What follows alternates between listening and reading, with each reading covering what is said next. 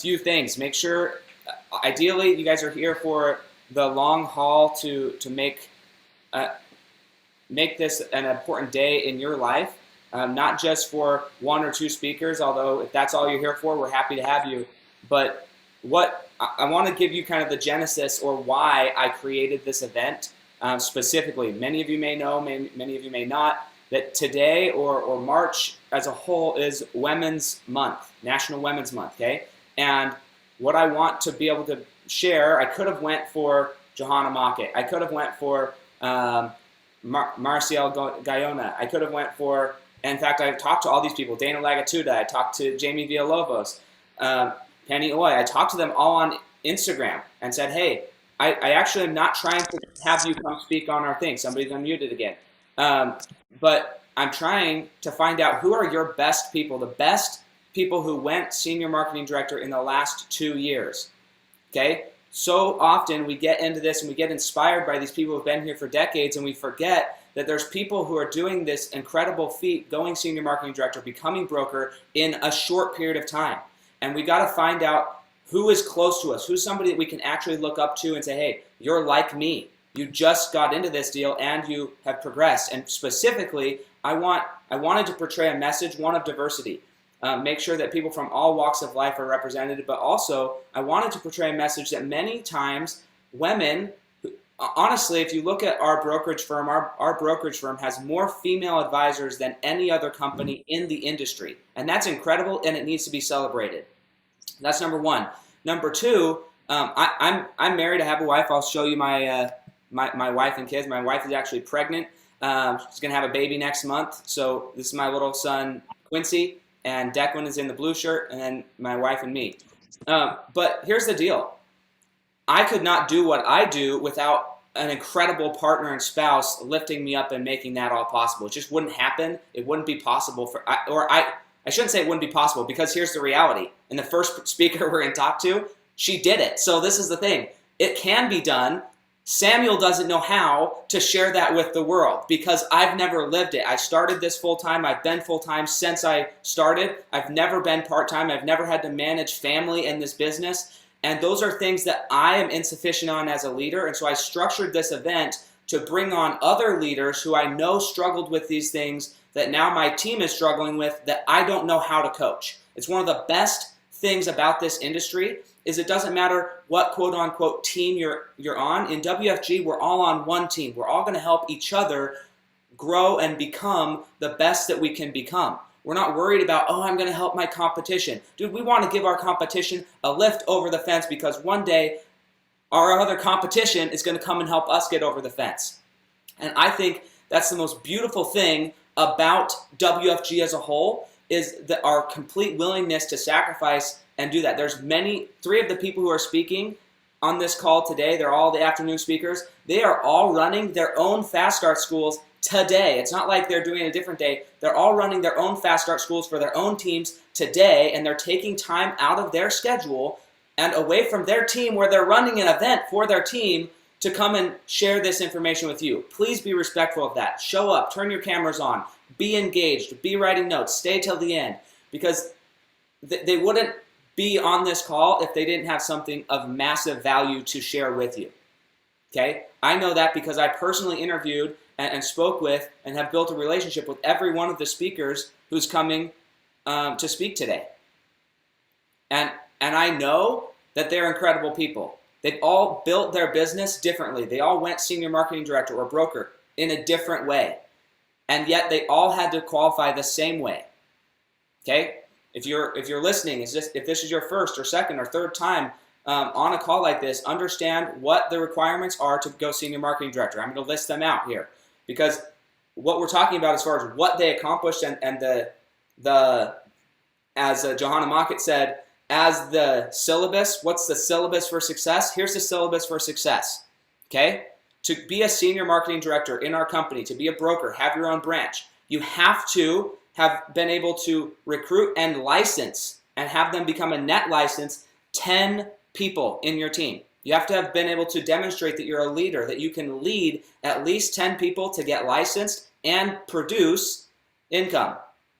Okay, so that's number one. Number 2, you also have to not just create a bunch of licenses, but create leaders. So there has to be at least 1 marketing director or 2 senior associates on your team that you can exchange out. And we'll talk about that later on in this event. But there's a system inside of WFG to guarantee sustainability as you progress up the ranks. And that's a beautiful thing. Many companies, many organizations don't have that. And so then the leaders are scared to develop the people under them because they don't know that they're gonna have a replacement, a guaranteed replacement, a systemic replacement as they develop the leaders out of their base shop. And so that's what we've created inside of WFG, and I love every aspect of it. So be conscious of that. So we now have, hopefully you guys are writing this down, you have to have 10 licensed agents on your team. You also have to have at least 1 marketing director or 2 senior associates on your team to go broker. Okay, there's 2 other requirements. 1 requirement is that you need to have done at least 75,000 target premium points in a 3-month period. Your base shop has to. Again, the unique thing about our firm, you can't do that by yourself. You can get up to a marketing director all by yourself. Well, not really, because you have to have 5 licenses there. You can get up to a senior associate all by yourself, but to get past there, to step into the ranks of leadership, you have to lead others. It's a necessary part of our business, and it's the most beautiful part of our business. Anybody who's made over $100,000, it's fun. But when you see somebody on your team making money, it's way, way, way, way, way, way, way, way, way more fulfilling to see somebody that you trained making money and providing for themselves than it is to make money yourself. You think it's fun to make money yourself, and then you make it and you're like, there's not really any difference between 50, 100, 250. Like, it's all the same. Money's just money. But when you see somebody else believe in themselves and have the confidence and the courage to go out and do something on a massive scale, that's inspiring. That makes me want to work harder when I see my team win. Not because I want to make more money, but because I want to help more people survive and thrive in this life. Okay? So you have to, the 75,000 points, only half of that can come from you. At least half of that has to come from your team. And so if at least half of that comes from your team, then you have to be able to lead and train and develop other people who are self-sufficient. And then the last requirement, which I think, I don't know anybody who actually qualifies on this low. So if one of the people speaking today did, I'd love to hear your story. But the last requirement is, quote unquote, you have to be making at least $20,000 in a 6-month period or $35,000 over an annual period. I can tell you that by the time I went senior marketing director, I was well over $100,000 a year annual income because I was providing for myself. This is not a system where you're supposed to become reliant on your team making you money.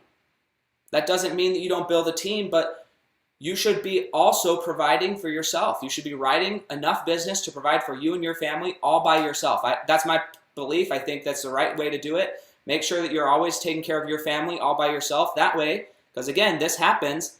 We might not hear those stories from the people today, but your team can leave you. They can just quit one day and be gone. And if you've kind of rested on your laurels, if you've gotten lazy and gone soft and you're not actually out doing the work, then what happens when your team goes and now you have a lifestyle that you can't afford because you are living off of your team? I think it's unethical and unacceptable. I think you should be building your own income off your own personal pen, and then all the stuff from the team, that's all blessings, that's all wonderful things. That's money that you can then go put back into your team to help them become more successful. So, with that being said, make sure you have water. You know where the bathroom is in your house, hopefully. You've got if you're lost about where the bathroom is in your own house, then we probably got some other issues, that we should address before we talk about finances for sure. But a notepad, have multiple pens, guys. You don't want to be stuck right before you're going to hear something amazing and you're not able to write it down. Okay, so those are some of the main things there. We are going to have a working lunch, which means from 11:10 to 11:50, we're going to be holding a panel, and we're going to have some of these women who are speaking be able to ask their questions. My advice to you, if you have specific questions that you would want to ask, myself and Tiff Shockley are going to be moderating that. So message your questions directly to Tiff. Okay? You can put them in the chat as well so everybody can hear, but message them directly to Tiff so that Tiff can make a note of them so that when it comes time for the panel, we can ask those questions for you. Okay? So if you want your question answered, you need to message that directly to Tiff. Is there any questions about that? Right? I'm not asking for everybody on mute. If you have questions, message Tiff. Okay? And any confusion, if there's confusion, message Tiff. Okay? Tiff is going to take care of everything there. You can search her on the message board and make sure that you can directly communicate with her. So I'm already running a little late, apparently. I got all excited. But I'm going to introduce our first speaker. And guys, I'm super excited. Just so you guys know how I chose these speakers, I went and I looked at all the people who went senior marketing director on WFG's website, and I'd take their name and I put it in Facebook and Instagram, and I would stalk the crap out of each and every one of these speakers. I found out everything about their life. I read their last year's worth of videos and posts. I wanted to know exactly who this person was and if they were the type of person that I wanted to introduce to and lift up. There's plenty of people out there that were like, nah, they're not really who I'm looking for. As far as it, not that they're not valuable, but the story and the narrative that I'm trying to produce on this show, I say this show, this seminar, is very specific. And so I targeted and chose these individuals to share that message. Okay, so our first speaker is Kristien. I don't actually forget how to say her name because I'm dyslexic, so I keep mixing words. Kristien Torres, and she's incredible. If you haven't heard from her or know who she is, she was a nurse. She's a mother of two.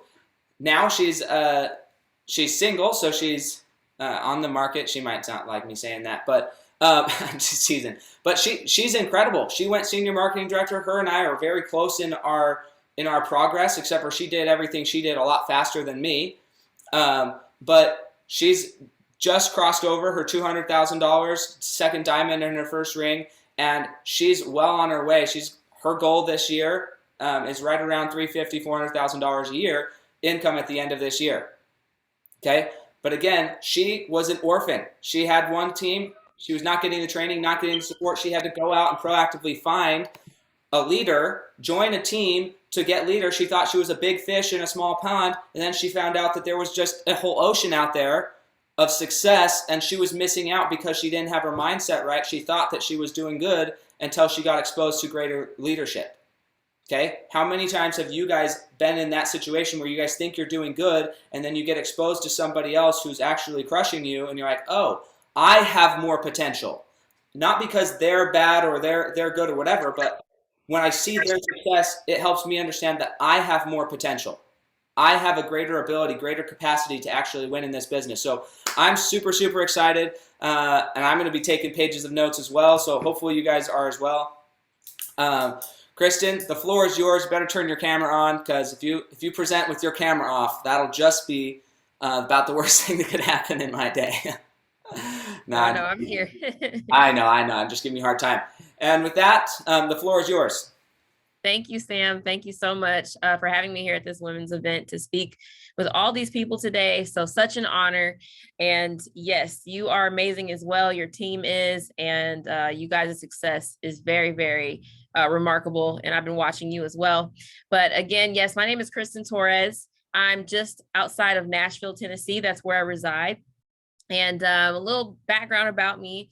I was born in Tuskegee, Alabama. So if you don't know where that is, it's a little town in Alabama, close kind of a little bit to Georgia. That's where the infamous Tuskegee Airmen came from. And so, yeah, that's where I was born. My dad is a pilot, and that's why he was down there, going to school, learning how to fly. And he later went into the U.S. Air Force. He flew B-52 bombers. So that's where I come from. And then, of course, we moved a lot, right? I was a military kid, oldest of 6 kids. So yes, there's 6 of us and I'm the oldest, and we're just 10 years, spread apart. So I'm 37 and the youngest is 27. So yeah, really tight, a lot of us. And then also we lived overseas, and I'm going to come back to that part of my life in just a second here. But when we lived overseas for about 3.5 years in the country of Panama. And then we came back, and I went to high school in Omaha, Nebraska. Didn't want to stay there. So of course I had a couple scholarships for running. So I was pretty good at running, cross country, long distance, track and field. And so I took a scholarship down here in Nashville. So that's how I got down here. And so that's just a little bit of background about me. Of course, all of us, what did we do? We started on that pathway to life that everyone wants us to start on, right? We graduate high school, go to college, rack up debt, get a career, you have a good job. You know, I used to hear that term all the time. But for a lot of us, that's just not it. You know, for some people it is. They're okay. They love working for the weekend. But there's some of us as we grew up, we just knew this isn't it. No, I was put on this earth for a purpose, and I'm going to this job 9 to 5, day in and day out, and this there's something wrong. And that's always how I felt. Well, of course, whenever you spend $92,000 in student loan debt and you get a degree, your parents tell you to stick with it, right? So that's exactly what I did. And so I started out actually as a respiratory therapist. A lot of people don't know that. And those are the people who, you know, put tubes down your lungs, put you on the ventilators. I worked in the ICU, then flipped over and did nursing because I got a little bored with that. How do you get bored with that, right? But I just did. Went over to nursing and got my BS in. But that was a point I just made. The reason why I was bored with it, the reason why I wasn't fulfilled at my job is because that was not my purpose. So if you're feeling like that, then that is probably what's going on. You're probably not living in your purpose right now. And so, like I said, you know, I started my career like, you know, normal people do, got married, had kids, and, you know, life happens, right? So unexpectedly, boom, there's this divorce that I didn't really see coming after 9 years of marriage. And I remember thinking to myself, what is my purpose anymore? I'm not a wife. You know, I don't have my family anymore. You know, I still have my kids, but you know, my household is broken up and, you know, what do I do? And then I have this job that I don't want to be in. What do I do? So again, a lot of you might have, you know, seen yourself in that position or you're in that position right now and you almost feel hopeless, right? And not even almost, you do feel hopeless. You feel like, you know, you've messed up or that, you know, things are happening to you. But in life, things are not happening to you, they're happening for you. And you have to look at that silver lining. You have to figure out what that is, right? And so things that come along in your life, those are not mistakes. And I want you to after today, if you don't take anything else from me, is start to look at those little things that happen to you in life and actually look for the meaning in them. There's silver lining in everything that happens in your life. I don't want you to forget that. And so here I am, divorced mom of 2 kids. And by the way, I have 2 kids, Landon and Daphne, ages 11 and 6. And, you know, at the time they were a little bit younger. And I had always had a little business off to the side, right? Because that little thing in my mind that said, Kristien, you are here for more than a job. I was always out there doing things. I'm like, oh, maybe if I do this. So I always had a business. Well, that's actually what gave me the capability to save my house. So we were living in a house that we bought together. How many of us have started a life with someone else and we, you know, took all the finances together to buy all these things, houses, cars, and then if it doesn't work out, boom, the whole bottom drops out. So again, another thing you might want to write down is when you're building your life, always build it on one income. That is the smartest thing you could ever do. And I wish someone had given me that advice. But here I was, life and financial ruin, always had a business. So the guy that came and did my closing, he was talking to me and he said, how are you able to keep this house all by yourself now that everything, you know, your spouse is gone? And I said, well, I've always just had a business. And at the time it was little businesses here and there. And I was able to add that income to keep my home. Now, was I actually financially capable of keeping it? No, not at all. But on paper I was, right? And so the guy that closed my house, and I'm going to get back to him also in my story, he was actually my first recruit in WFG. And so here we are closing on my house and I'm like, all right, what's next? Well, I'm a nurse. What do nurses do best? We work like horses. So I was working 20 hours of overtime a week just to make ends meet, just to pay my bills. I was ending the month literally with like less than $20 left. That was after I paid mortgage, bills, light bill, everything. And I said, something has to change. I can't keep living like this. I can't keep working this many hours. I already have my kids half the time now anyway. And now I'm working like this while they're still here, you know, here with me. And so I was one of those people that when I got that call, ring, ring, hi, I would, you know, I'm here in the area. I would like to show you some things about what our firm does, you know, give you some financial education. I was like, hey, where we meeting at? I'm there. I was not that person that, you know, evaded the call or, you know, hung up on the person. No, I was ready. And so a lot of times when you talk to people, they're just not there yet. You haven't been beat up by life enough. They're not in a position where they think they need help. But I was there. I was like, I need help. And I thought that was, more like the Lord giving me an answer to the prayers that I had been praying. And so I came in, listened to the information, and I was one of those clients that was like right away, oh my gosh, this is amazing. I always thought there was something kind of messed up about my 401k. It looked like a 201k. I put all this money in, and where is it? And so I was one of those clients that immediately took into the products, the education. And I remember telling him, I said, listen, like on paper, I really can't afford to put into this product for my retirement or my kids. I said, but I will do whatever I have to do to fund this product.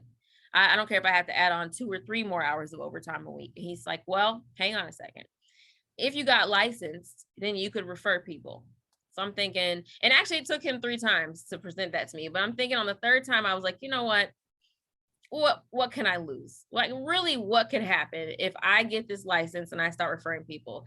The best thing that can happen is I can start making some money and actually cut back on my hours. The worst thing is that it just doesn't work out and I spend $300 to get licensed. Big deal. We've spent $300 on all kinds of things, right? And so I said, sure, let's do it. Well, I got licensed in 10 days. So if you know a nurse, tap her on the shoulder right now and say, hey, come get licensed, because we walk into work and take tests. So, the test was easy. I went ahead and took care of that, blew that out the water, started referring people. And so that's where my mind started to shift. I started seeing the money coming in. I was able to cut back on my overtime hours. I was able to spend more time with my kids. And that's when I said, you know what? I think I've got something here. I think I'm on to something. And so I started, I'll say reluctantly field training, right? Because really, I just wanted to refer people. I wanted to just send them on, and get paid for it. But I had people along the way pushing me and encouraging me. I really feel like you can, run some appointments, become a CFT, a certified field trainer. And I was like, yeah, well, I did a contest. And I was like probably the only person on this person's team that actually helped with this contest. So I ended up doing it just as a favor, right? A lot of times we walk into situations doing something for someone else. We think we're doing them a favor when really the favor is for us. And so there's an EMD. His name is Sam Danash. You probably heard of him before. I think he just hit his 4th diamond. Just huge inspiration, right? And he was the person that we actually got to sit down at this table and meet with. It was a CFT contest, and you had to do at least 15 training appointments. Well, because I was so reluctant to do it, I did the minimum, right? 15 training appointments. And there were CFTs at that table that did 50, 55, right? And I'm like, yeah, big deal. I'm just here to help somebody out. Well, at that dinner changed my life. And so he goes around the table, and there's 20 of us sitting there. I don't know these people. And he said, Kristen, I'm going to ask everybody's question when he got to me, what is holding you back?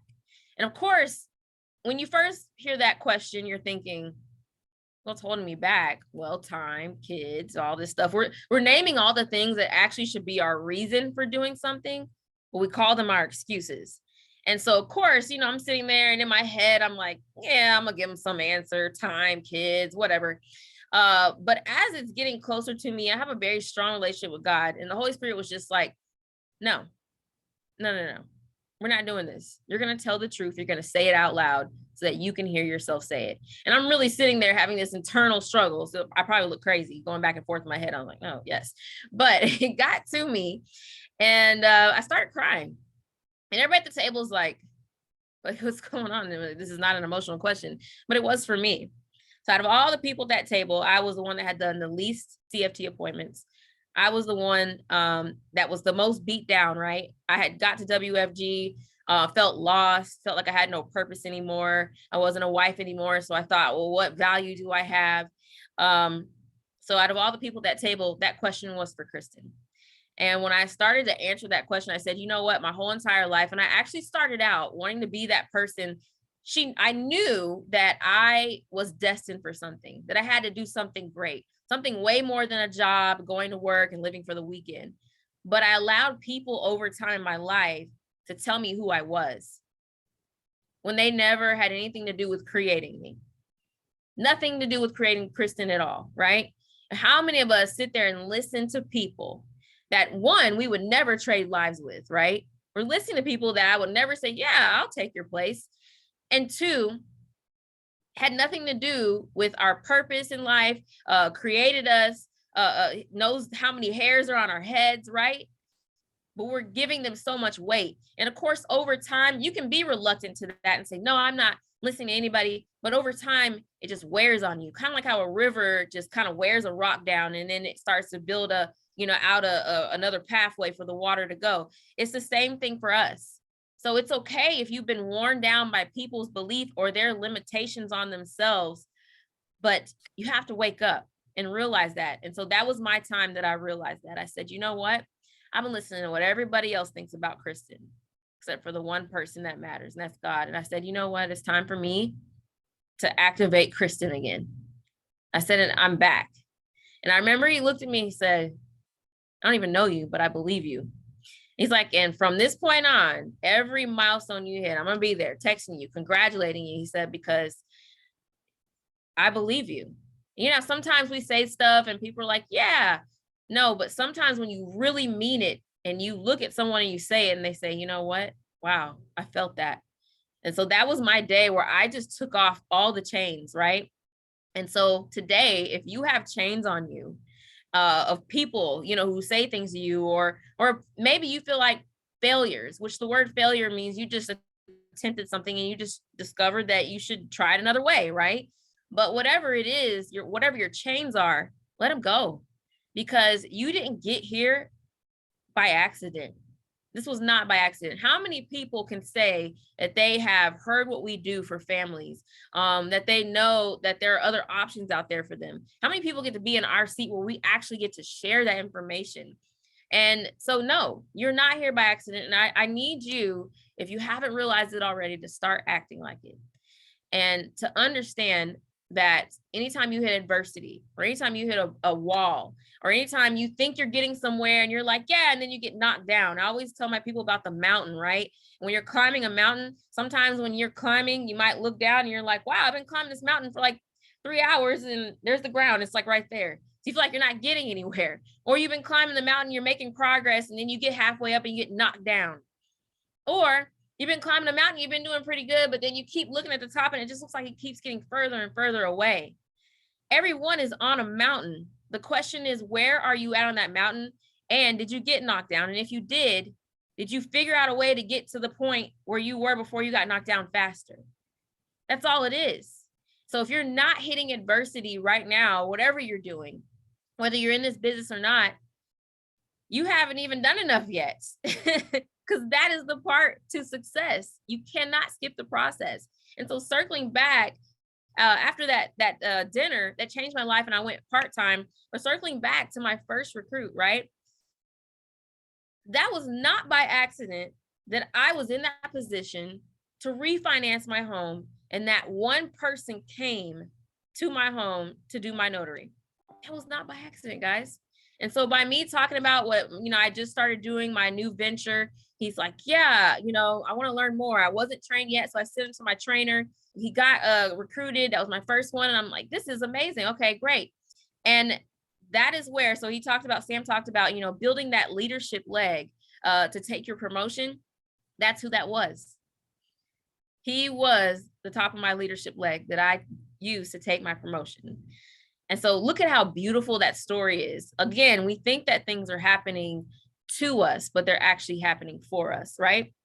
And so I want to talk about purpose a little bit, again, because I want to circle back to, I don't want you to miss the signs, because there's signs all around us. And a lot of times we'll miss that sign. And so I'm going to go back to when I lived overseas.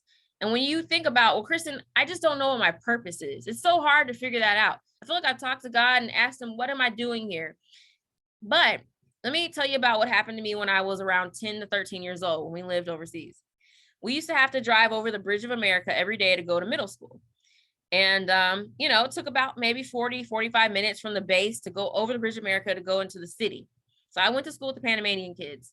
And as we would drive through certain neighborhoods, let me tell you, the slums or the streets or the ghetto here in the US doesn't even compare to the slums and the ghettos in other countries.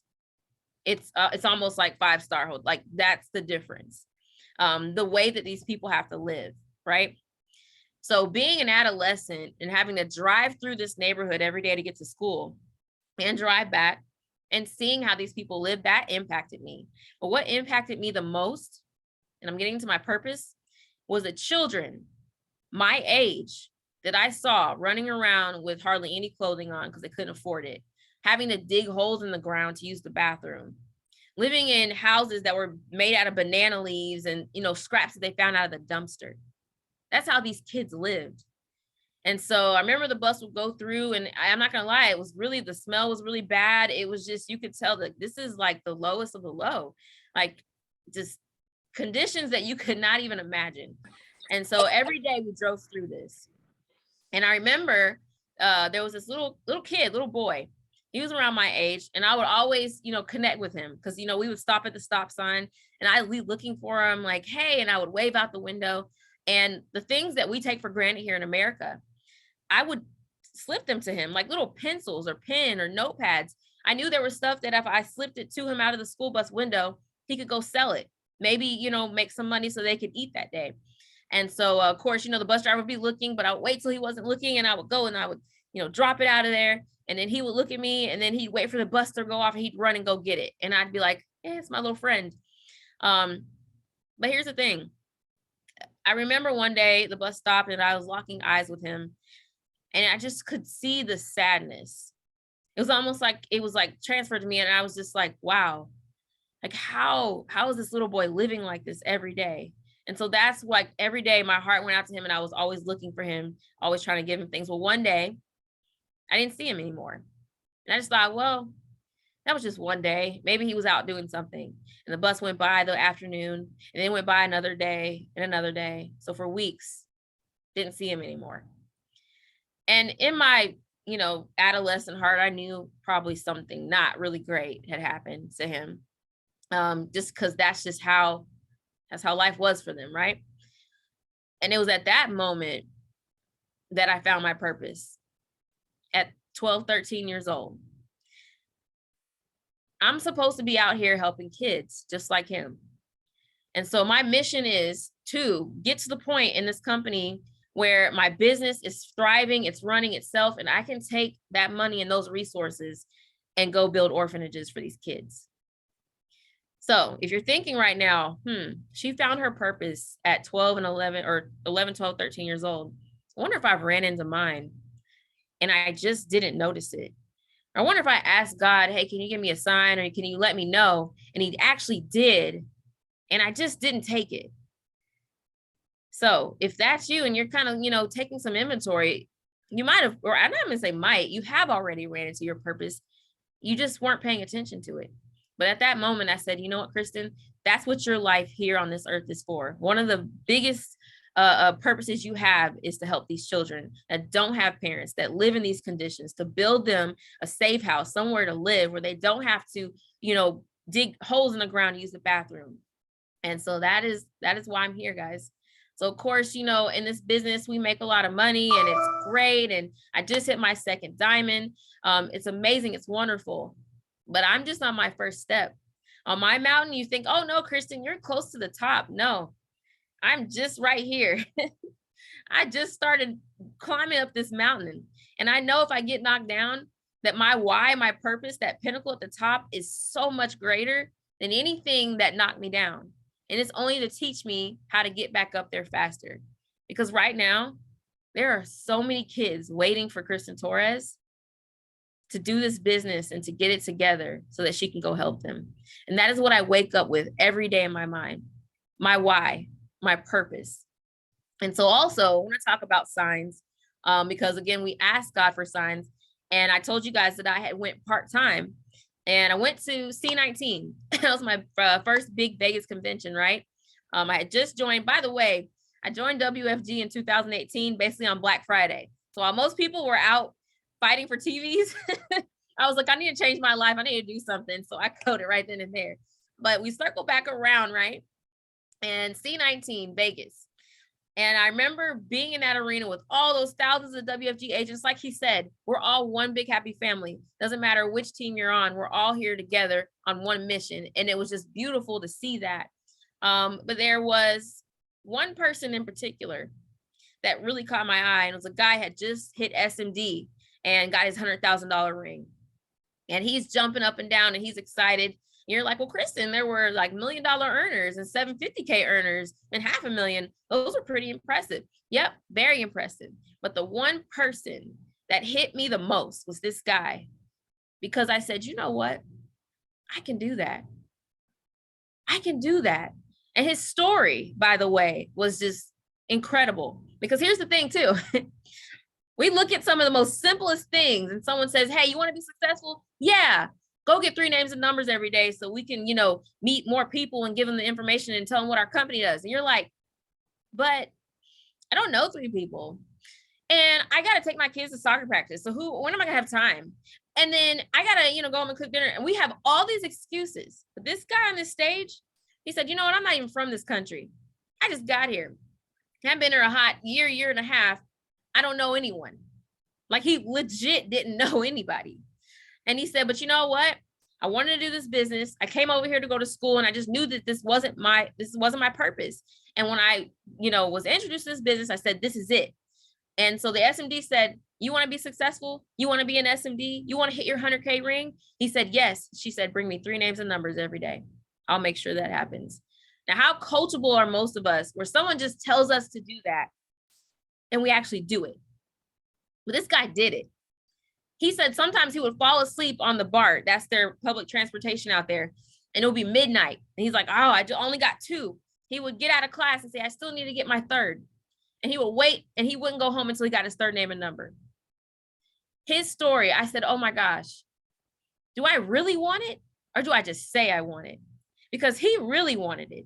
With no excuses, his SMD told him, this is what I need from you for the next 6 months. And he brought it to her. And there he is, jumping up and down on this stage, SMD 100K ring. Wow.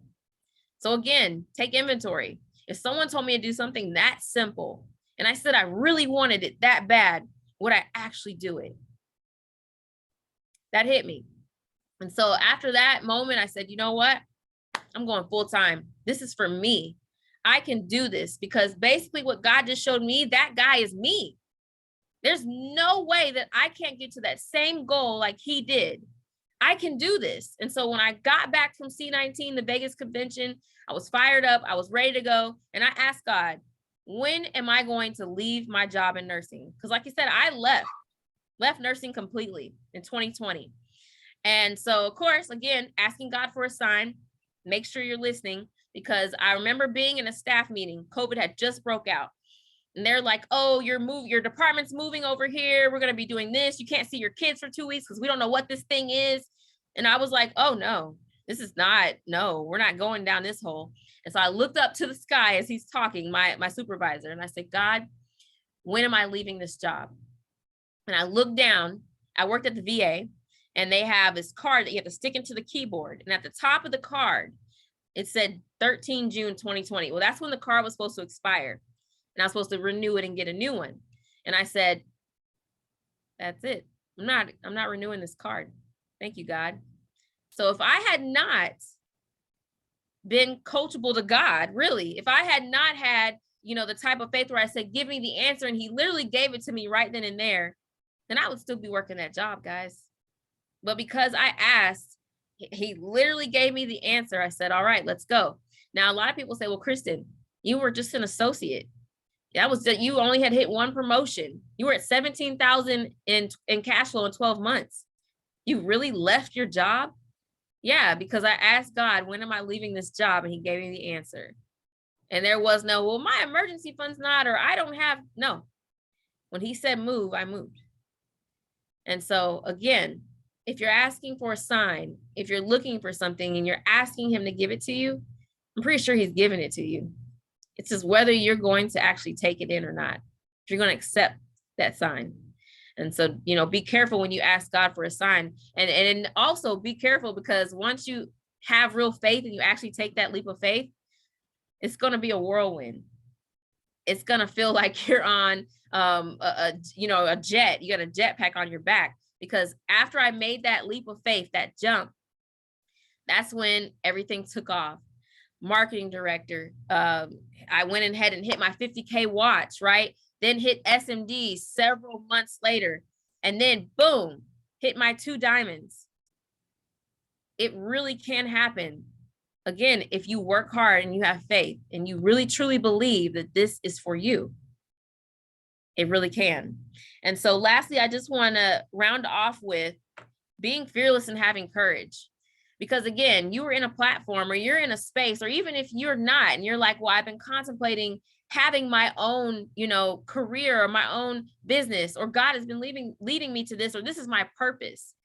You're going to actually have to have courage to do it. And whatever it is that you need to insert into your life to give you that courage, then go ahead and do it. Because sometimes that's just the first step. And so there's a video that I used to watch every day, multiple times a day. And it was of Steve Harvey. The video is called Jump. And I would literally be sitting there at work with my earbud in my ear, watching his video. And in his video, Jump, he talks about how, you know what, in life, you're really here. And you're not living until you find that purpose and you go for it. And I don't know if you know a lot about Steve Harvey's, his life and his whole story, but I mean, he waited a while until he actually did that, until he actually jumped. And I just remember playing that video over and over again. And a lot of people say, was it really scary when you jumped? Yes, it was terrifying. You think that I was like, yeah, I'm making $17,000 a year. I got this. I've got a mortgage, 2 kids, bills. That I was scared. So of course, if you're doing this and you're scared, congratulations. You're on the right track. Because if you're not feeling scared, or you're not feeling apprehensive, or someone asks you to speak and you're like, oh, if you're not feeling that, then you're probably not in the right place, because you're not challenging yourself, right? So having courage is actually feeling the fear and doing it anyway. And I know you've seen that meme all over the place. It's pretty cliche, but it's the truth. Feel the fear and just do it. And then after you come over and you come on the other side of that and you did it through the fear, you know how much self-confidence you've built, how much further or how much higher up the mountain that you've gone, because you've gone through the fear and you did it anyway. And then guess what you're doing when you do that? You're inspiring others to do the same. So we think this is all about us. Right? We just think, oh, if I do this, it's going to help me. But people are watching you. They're watching everything you do. And even if you have children, they're watching everything you do. The world teaches our children just to have jobs, to play it safe. That's how the school system's set up, right? It's to teach them how to play it safe. But when my kids watch me build this business without a job, do you know what I'm giving them? Man, I'm giving them power. I'm showing them how to take their power back, because when we're born into the world, they take it. And we have to show everyone, including our kids, how to take that back. That's so important. So remember, whatever you're doing, it's not about you. It's about other people that are watching you do what you do. And I always kept that in mind. And then so lastly, like I said, I want to also circle back around to women. This is Women's Month, and that's why we're speaking, and that's why we're doing this here today. And here's the thing about women. We've got a lot of roles, right? We do a lot of things, and I get asked this a lot. Man, how do you do this as a single mom, Kristien? You got 2 kids, you come home, you cook dinner, you do laundry, and then you go back and do team calls, and then you do this, and you structure your day, and you do, it looks like a tornado. Yes, it does. But one thing I want to encourage all the women on here, especially men, you have wives, sisters, cousins, all the women in your life. Women, listen to me. You are powerful. You were put on this earth as a helpmate, but you make the world connect. You make the world go round. All those things. And sometimes as women, we think, oh my gosh, I'm not doing enough, or, I've let this go. And you have no idea how much you and what you do in your life impacts others. You're superwoman. And I know you don't feel like it. And I know that, sometimes things just look a mess. I know you're looking at your house right now and you're like, but it's not clean. But you did 50 other things yesterday. And you selflessly did it, because most of the time women are not doing things for themselves. They're doing it for others. So for Women's Month, I just want to encourage all the women on here today. You're doing a great job. And you're doing way more than you give yourself credit for. And there's a book written by Brianna Weiss. It's called The Mountain Is You. So if you have not picked that book up before, let me tell you about this book. I really believe not just women, everyone in the world should read this book, The Mountain Is You. But she has, and I remember the first statement when I first opened the book. So of course you go through the whole book, it's gold all the way from start to finish. But the very first sentence that she put in that book, there's nothing holding you back in life more than yourself. And that encompassed my whole entire story until I took my chains off here in this company. And I decided to go for it.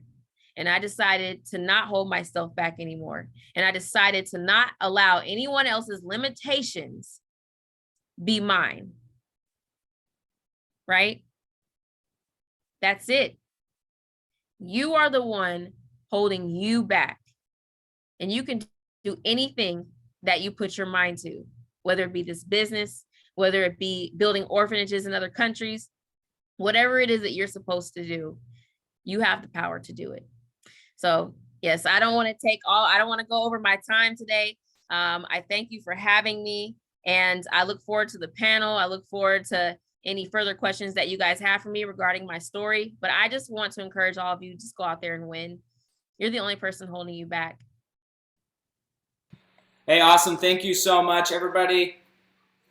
Make clap hands in the chat for Kristien or Kristien.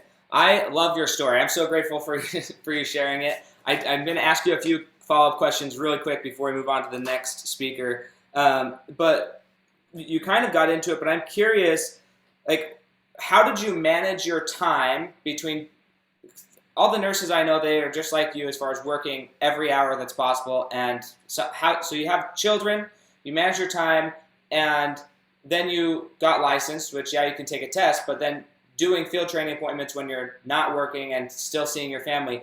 How did you manage that both mentally, because half of it's mental, managing time mentally, and then the other half is like actual calendar. What did you use? How did you accomplish that?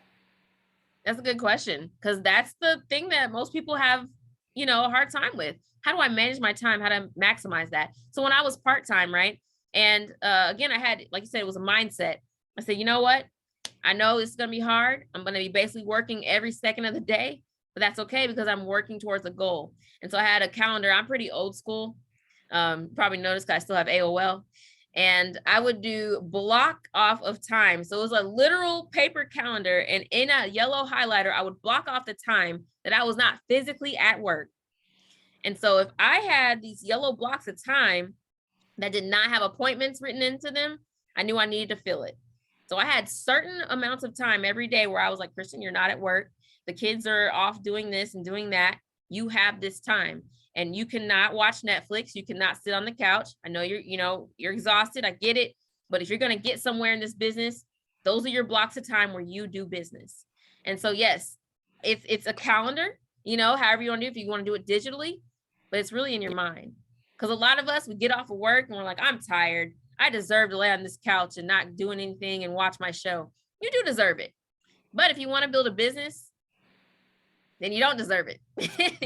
And you got to fill that time up. So that's how I used to manage my time. I would do block schedules. And I knew that every day I had a certain 2 to 3 hours every day to work on my business. Awesome. I love it because it comes down to priorities. And one thing that I'm just going to focus on here or highlight is something you said. You were looking for a sign. I think so many people, and the biggest thing about looking for signs, because I'm fine with signs, but what you said is key. Yep. Are you looking for a sign not to do this, or are you looking for a sign to go all in, right? What type of sign are you looking for? Because whatever you look for, you're going to find. And so if the sign is that you're looking for, all the reasons why you shouldn't do this, then you're going to find all those reasons. That's natural, just how life is. But the moment you start looking for signs to do this, when do I get to go all in? When am I going to say, I'm done with this other job? When am I going to really liberate myself? Even after you did do that, where you're all in. Well, there's still levels of how all in are you? And that's where what signs are you looking for is so important. So thank you so much. You can throw your information in the chat if you want people to reach out to you. But guys, I reached out to her on Facebook or Instagram. And so you can do that.